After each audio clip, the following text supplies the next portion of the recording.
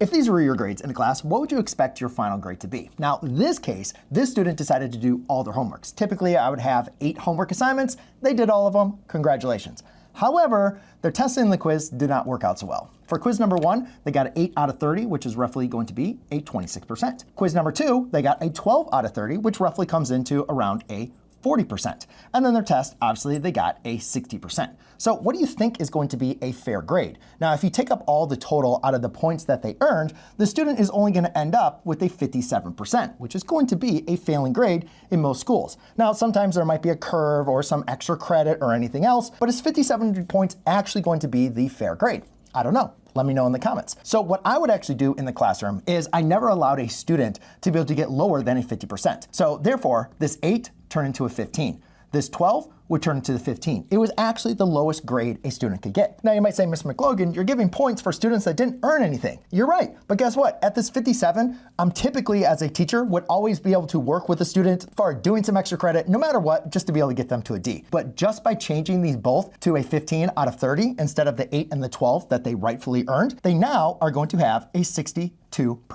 which again is at least passing. It's a D. It's not like I'm just randomly giving them an A in the classroom, but I feel like a 62 is a little bit more accurate because they did do their homework. So if they did their homework, I also provide one more opportunity for them to be able to do test corrections. So they can fix all the answers they did on the test corrections, but unfortunately, they got a lot of problems wrong. So even if they did all the test corrections because they did all their homework, the highest grade that they could actually get would be a 68%. And again, once I'm going ahead and changing grades or I'm doing test corrections, I am not rounding. So that 68% is exactly what the student would earn. However, you let me know, is a 57%, is that going to be the fair grade? Or would you say a 62 or a 68? Let me know.